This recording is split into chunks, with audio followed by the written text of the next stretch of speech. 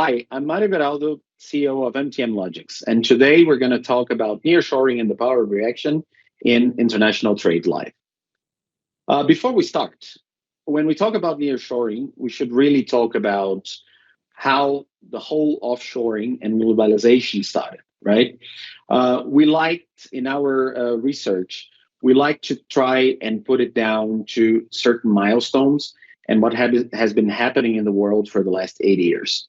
After the Second World War, the world came together and there was a need to align around certain macroeconomic concepts.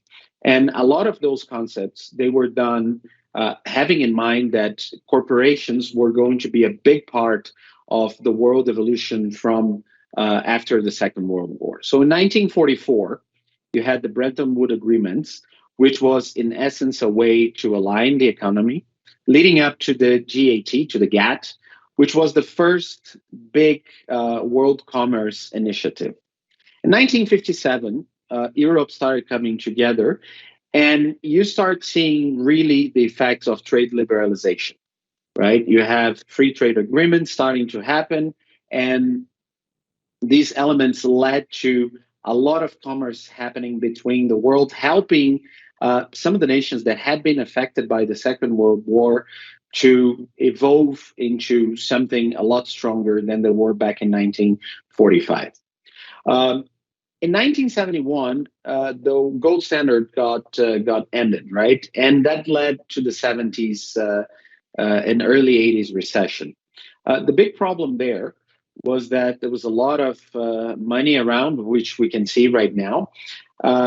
And it was needed to basically start the first reset, as we call, right? It did not end globalization, but it slowed things considerably, up to the point of 1985, when the seven largest economies in the world, they had to come together and then do a second reset. In 1995, the World Trade Organization was created, and then in 2001, China joined, right?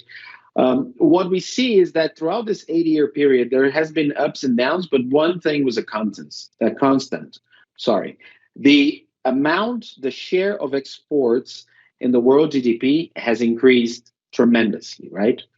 And that comes on the back of several technological advancements. You have transportation advancements, the rise of the containerization that started in the early 60s, right? Communication, it has got very cheap, right?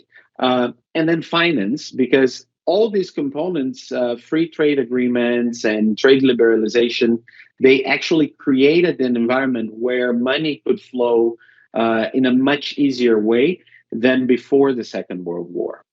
Now, what happened, right? Why is that mega trend kind of moving in the opposite direction? Our thesis on this is that there were several components that have merged together and then created a scenario where the offshoring that was happening before needed to slow down, and then it starts reversing. Right, the first one is the rising labor cost. Labor cost has been increasing globally, but especially in the regions where a lot of the production and manufacturing has moved to. The second one is supply chain disruptions. We'll talk about that. A lot of that was accelerated by COVID, but it has been there for a long, long time. You have trade tensions. We'll talk a little bit about the trade war between the United States and China.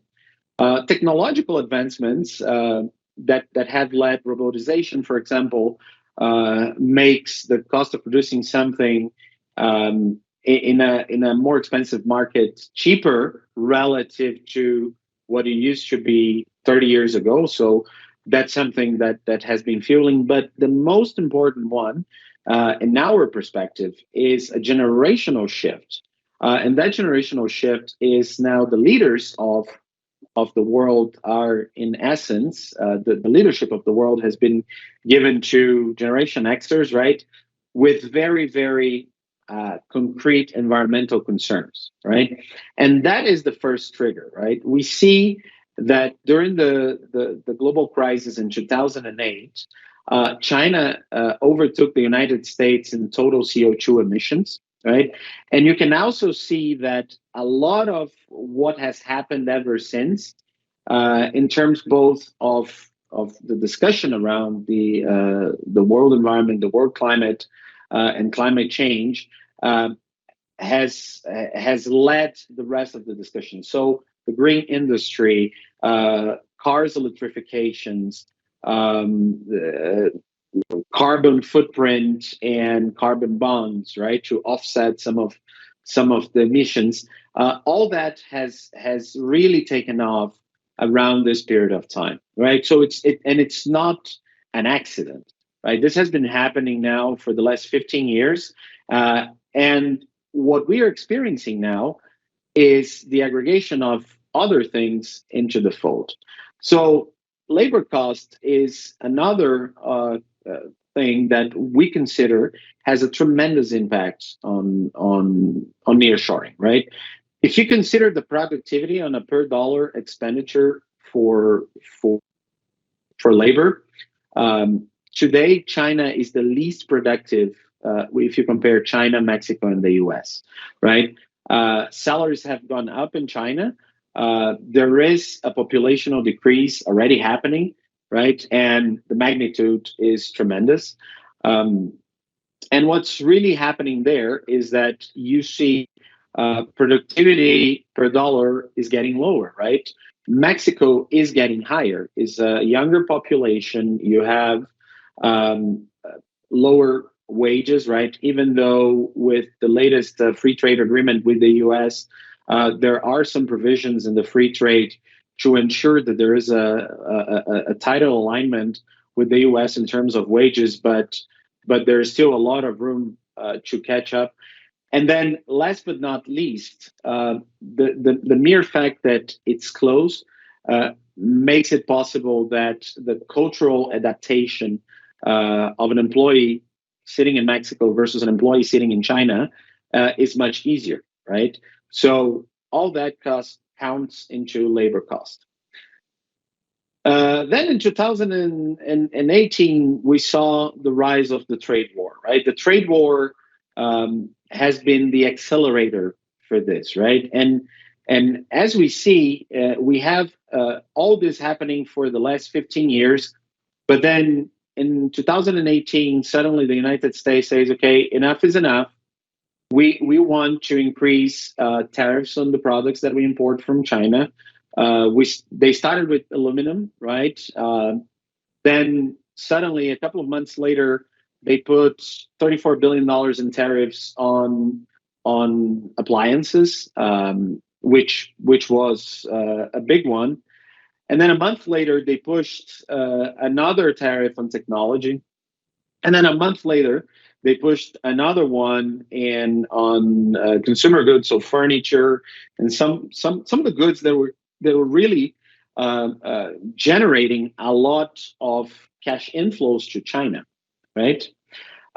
In 2019, they simply had an across the board tariff increase, okay, and then on August they had another one. So really, what that has caused is a tension where first the investments that were being directed towards China, everybody who had planned something, they started wondering, okay, should I put that investment in China or should I look for another place, right? So China is not as productive anymore. We have a very big concern with the world climate and everything that comes from that. And now the biggest consumer market in the world is making more expensive to bring goods from China. So the risk profile has increased, and that has detonated a massive acceleration that was compounded by COVID, right? So during COVID, for those who are involved in supply chain, we saw things that were never ever that had never happened before. Supply chain was in the cover of every important magazine, newspaper globally, right? And it has triggered an inflationary pressure like we have not seen for many years, right? And the truth is, the supply chain disruptions and increasing costs and the lack of infrastructure, all that has made the headlines, right? And what's important about that, those of us who have been involved in this for a long time, we started realizing that when we talk about supply chain resilience, a big part of it is how far are the goods moving from to the place where they need to be consumed, right? And most of the supply chains, there were high latency supply chains, right?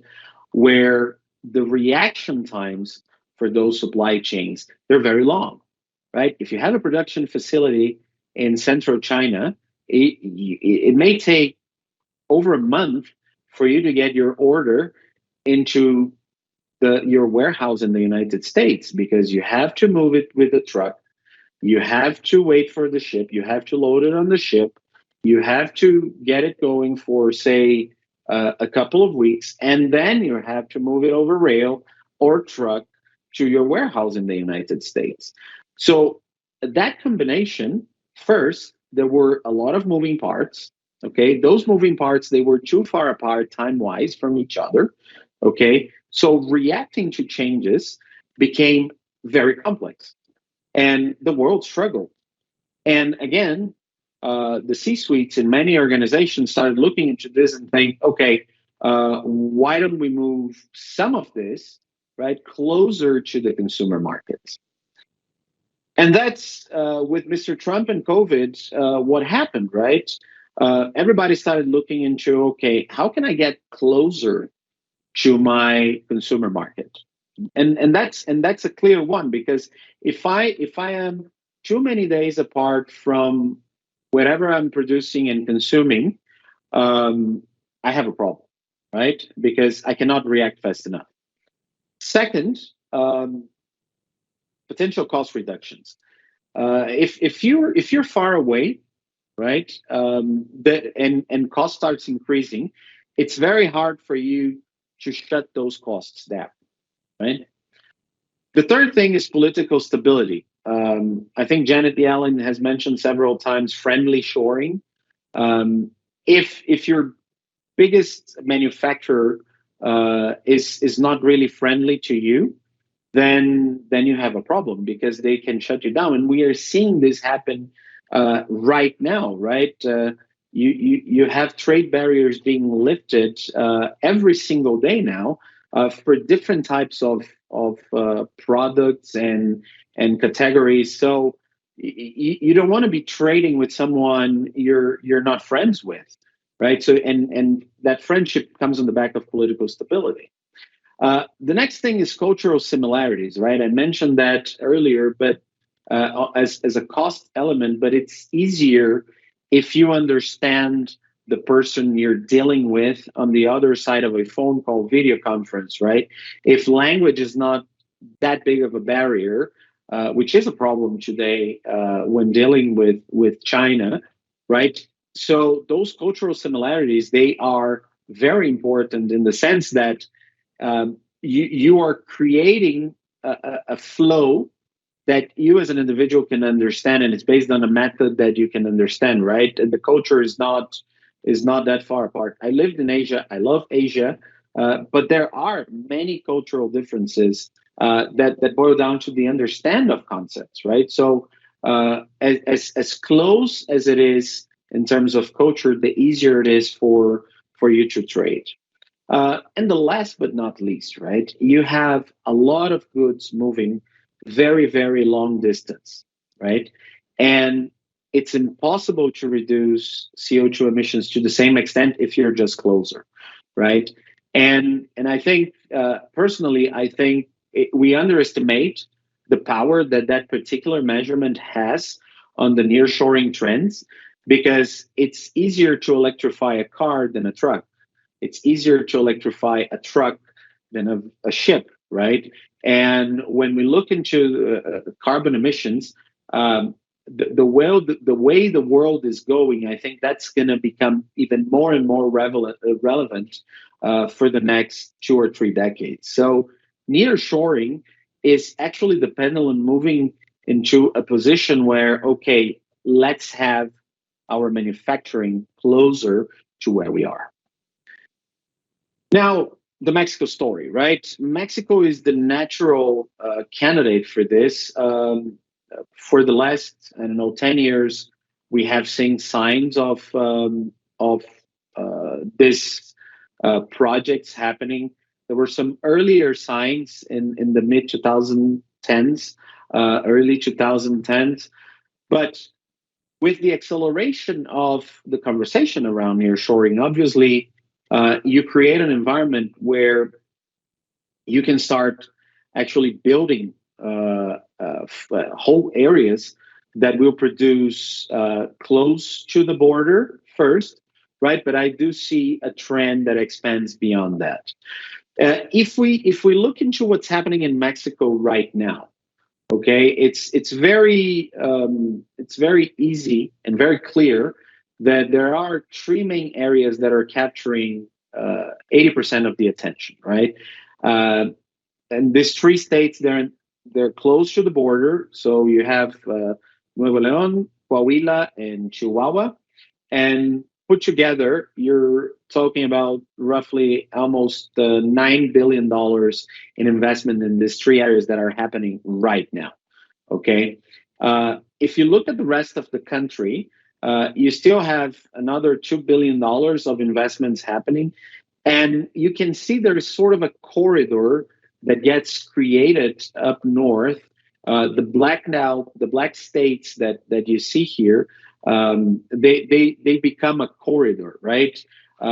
Whereas you have access to the Pacific Ocean on one side, you're very close to the Atlantic or the Caribbean on the other side, and then you build this corridor going up to mainly Texas for now, but we do see that is going to expand into the bordering states with Arizona and California in the years to come as well. What has happened now is that Chihuahua, Coahuila, and Nuevo León, they already were natural crossing points, and that makes things easier. So, Mexico, we talked about labor, very important. Uh, we have the geographical advantages, right? When you're bordering the largest consumer market in the world, there is a tendency that you will trade with that market. But we underestimate, and especially in the logistics and supply chain cycles, the power of having access to two oceans, right? Um, Mexico is almost the same distance between Europe and Asia, main exporter markets, right? And that provides Mexico with an unfair advantage when it comes to, you have your biggest consumer market up north, and east and west, you have manufacturing markets that can provide you with elements that will get global trade connected within that geography, right? When you add to that the fact that Mexico has been relatively stable over the last, I don't know, 2, 3 decades, right? With I wouldn't say a spectacular growth as we've seen in China, but very consistent growth over the years, and a relative calm. And I say relative because there are issues and concerns, and we'll touch on those in a minute. But really, when we look into relative to other places, Mexico is actually a pretty good deal if you want to make an investment to produce to the United States, right? Um, so the two oceans, the connectivity, relatively well-established infrastructure. The best rail infrastructure in Latin America is in Mexico. You have a very good port infrastructure, stable government, really a good story to tell, right? And we are seeing what is happening. As I like to say, Mexico's main competitor is not China today. Mexico's main competitor is actually the United States. Because what Mexico gives, and the power of reaction, as far as we are concerned in how we do supply chain, is the ability to have low latency supply. You can actually adjust things a lot faster if you're sitting in Mexico as with your manufacturing than if you're sitting in China. You will have the ability to set up production and be ready pretty much anywhere in the United States in 7 days, right? If it's important enough that you put it on the truck and it moves somewhere in a week, you can do, right? From China, it will take at least double if it's really fast, 3 times more than that in ocean. If we're talking about air freight, it's obviously different, right? So that's where Mexico is not necessarily a full replacement for China, right? And that we need to be very clear. There will be aspects of global supply chains that will still be integrated globally, but the bulk, the higher volume, will start moving closer and closer to where consumer markets are. If we look into the challenges, I think the most important one is that over the last 30 years, China has created a massive infrastructure, right? And if China has almost 9 times more vessel calls in Chinese ports than Mexico has had, right? So China became a global manufacturing partner, right? Whereas Mexico today is looking to become first the USA partner, and then we'll have to work to become this global manufacturing platform. If you look into the amount of trucks that you have, China has almost 6 times more trucks than Mexico, right? But the place where we see that China really outdid everyone is essentially in the electricity, right? Capacity generated, installed capacity. There is just they're worlds apart, right?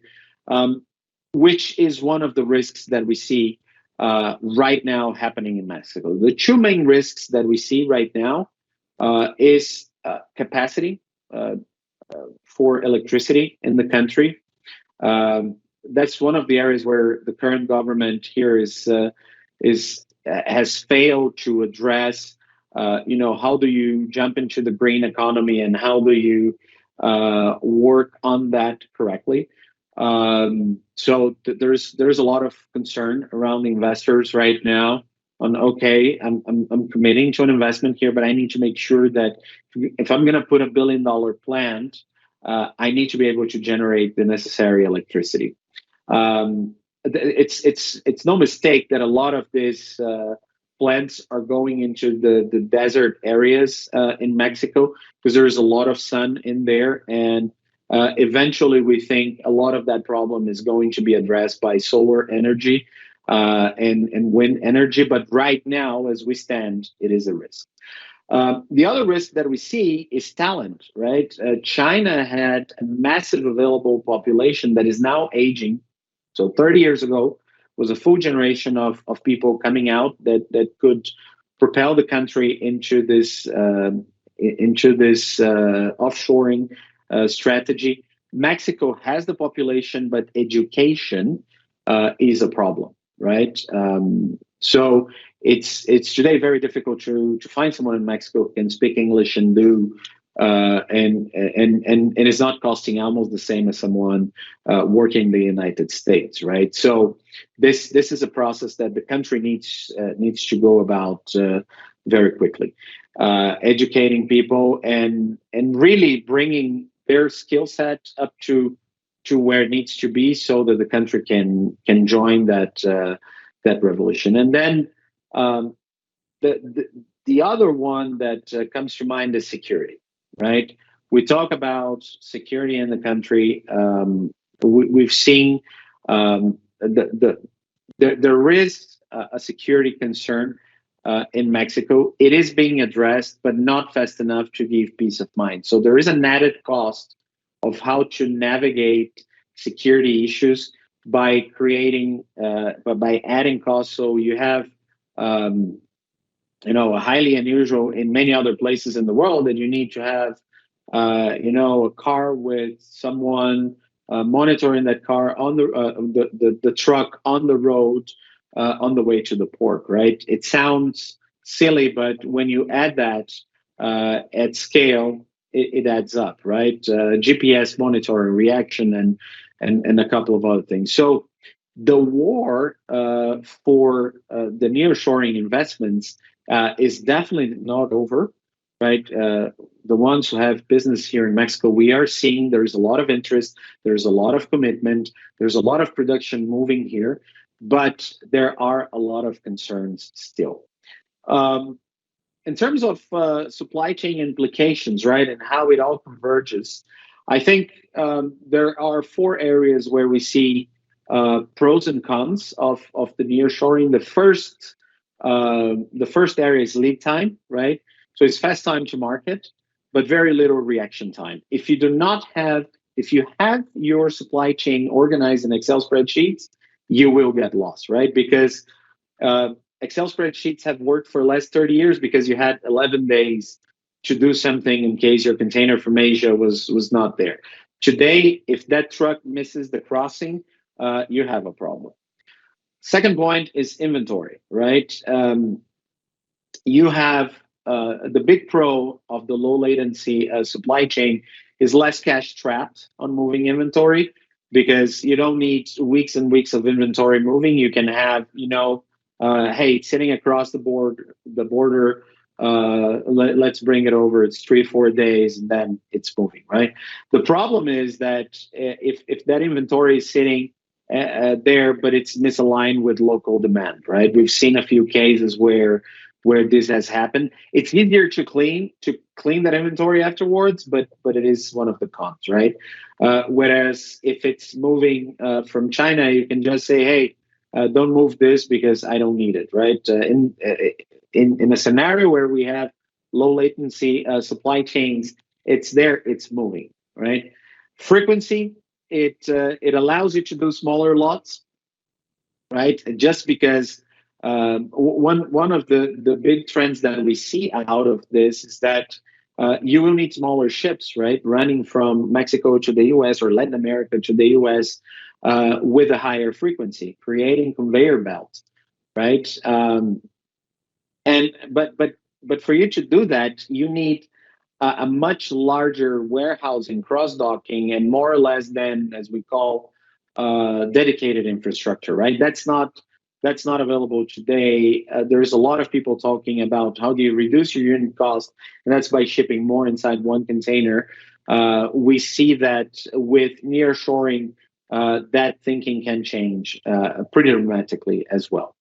And then when you have volumes, right, and when you're producing for the biggest market in the world, you start attracting more capacity in general. So there is what comes first is the manufacturing investment, and then the infrastructure investment, and then more manufacturing comes. And that's a big pro, right? Because then you're developing things very quickly. The big risk that you have there, or a big con, is that because this is not happening in tandem and it's all coordinated at all times, you have clogging of certain parts of the chain that will not be ready, right? So we see peak season is coming, and everybody talks about how crossing the border in Laredo right now is a problem. Laredo became the biggest import point in the United States, so the biggest port in the country is the border, right? That tells us something about the risks associated with this. Just to close, right? Nearshoring, it's happening. There are 50 projects in Mexico, and mainly right now because of the geographical positions. There are some challenges in critical areas, infrastructure, education, security, and legal frameworks that are right now hindering the full potential. Next year is an election year here in Mexico, so we do foresee that this is going to be top of mind in the campaign for both the voters and the candidates. So very important that we keep that in mind, because this is like a conversion of themes that has sparked the nearshoring mega trend, especially from Mexico. but that potential is there, and it's not going to be there forever, right? If Mexico is not able to address, someone else will find. So there's lots of talks about Southeast Asia, some countries in Europe, Brazil. So Mexico has to act on some of those challenges. Low English literacy rate. I mean, English proficiency is very low in the country, and even lower when it's about business literacy. That's a problem across Latin America, but in Mexico is very prominent because of how close it is, right? So investments need to be done on this particular area as well. You have obstacles in the cross-border supply chain. So even though I mean, it's working, but if you have a 30% increase in volume, the cracks will start showing very rapidly, right? The first part is OP1 trucks, which are the trucks that can go all the way to destinations. You don't have enough of those. The rail connectivity is decent, but it's not good enough. So there's more work that needs to be done about that, and that connects with equipment unavailability and then outdated processes, because the processes related to logistics, they're still very manual, right? The amount of paperwork going around is insane, and that creates more of a problem. Security, the drug cartels are controlling large areas of the country, including the nearshoring and crossing regions. So that we've talked about, but it's something that should be kept in mind because it slows things down. And last, Mexico will not replace China. It will serve as a complement and a strategic counterpoint from the United States, right? But it's very important that this is contingent to addressing some of these macro risks that we have described over the next 3 to 5 years. Otherwise, the mega trend will move somewhere else. All right. Thank you very much.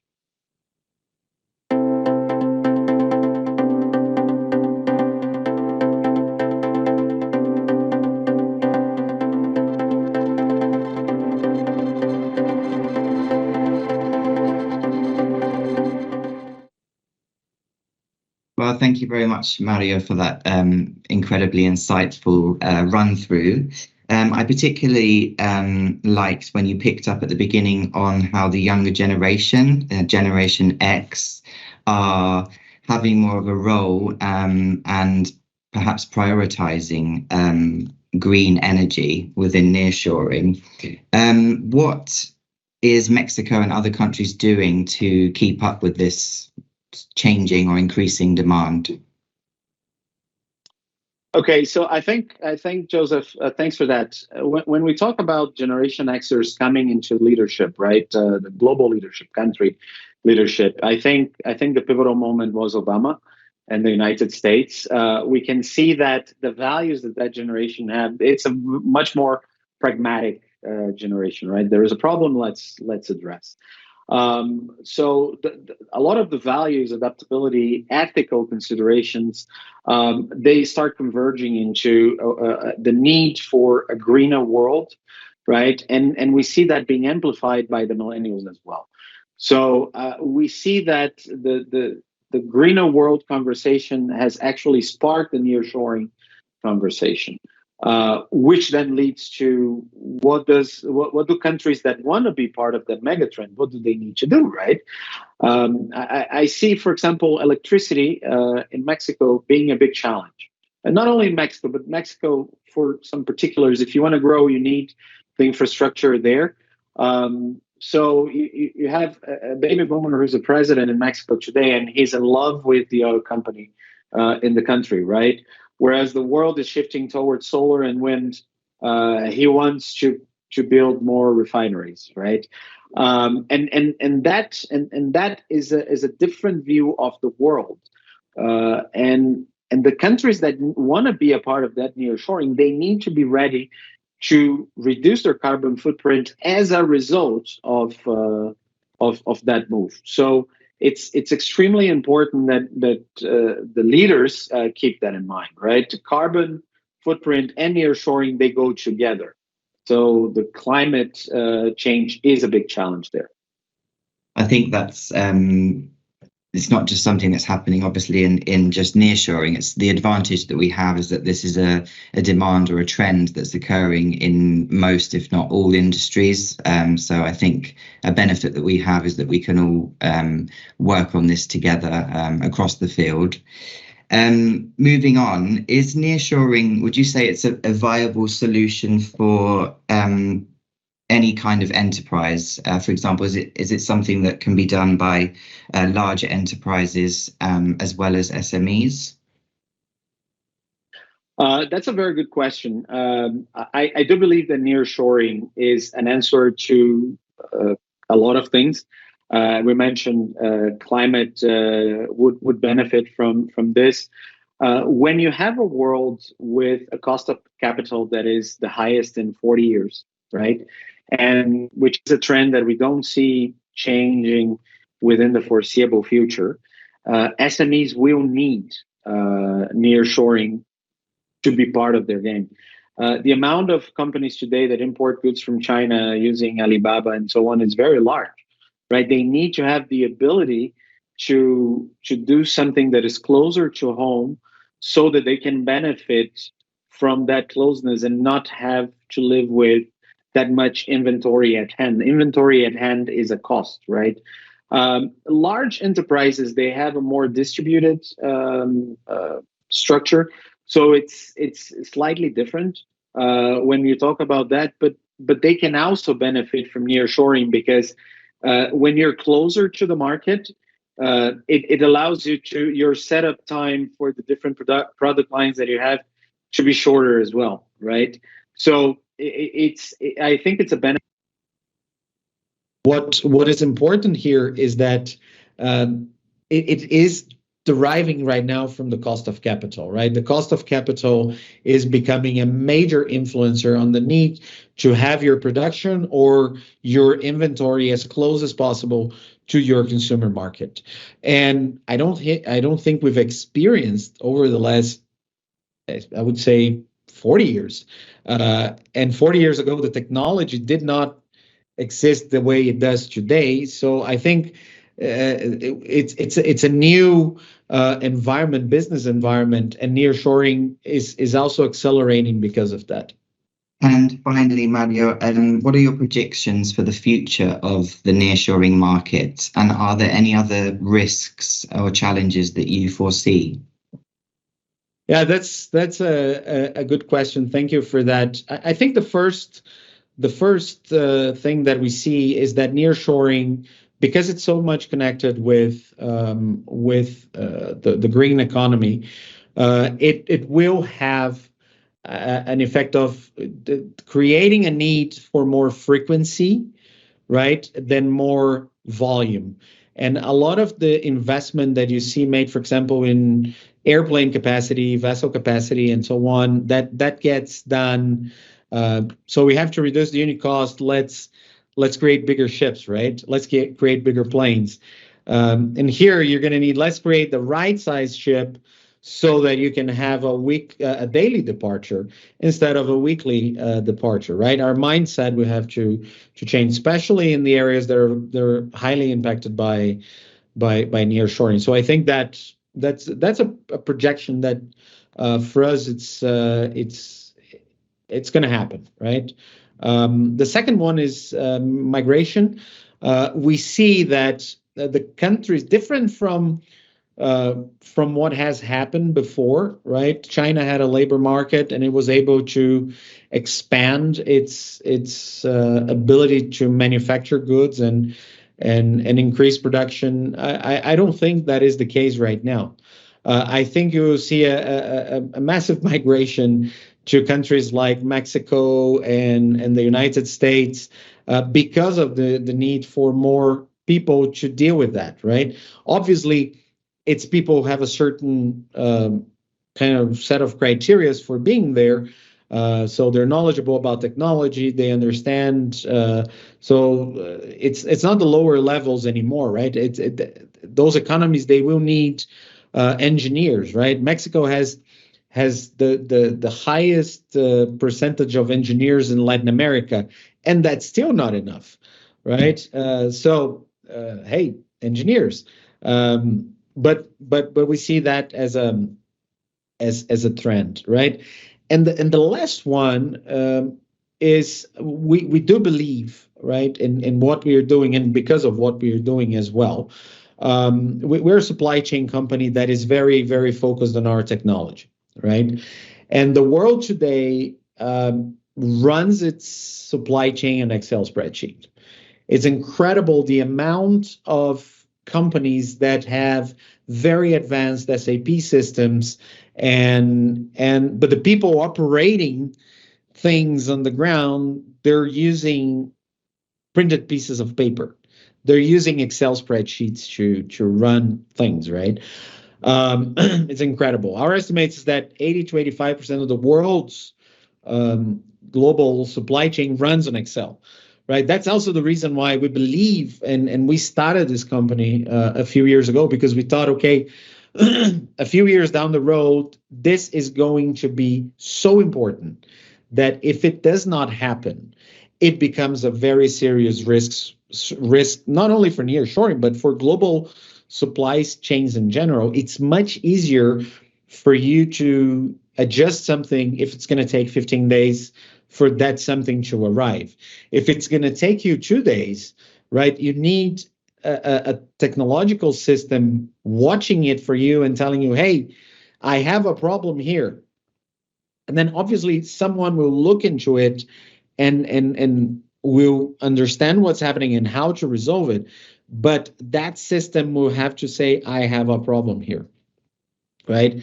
That was not needed up to this point, but we see that as actually the biggest risk, is the flow of information around in a low latency supply chain can create problems that we are not even thinking, right? Because obviously we're just starting to experience that, and the volumes that this is going to grow with all the investment that is happening, it's going to be massive, right? So that those are the three trends that we are watching in different areas that lead us to think that it's a positive outlook, because if there is growth, it's good.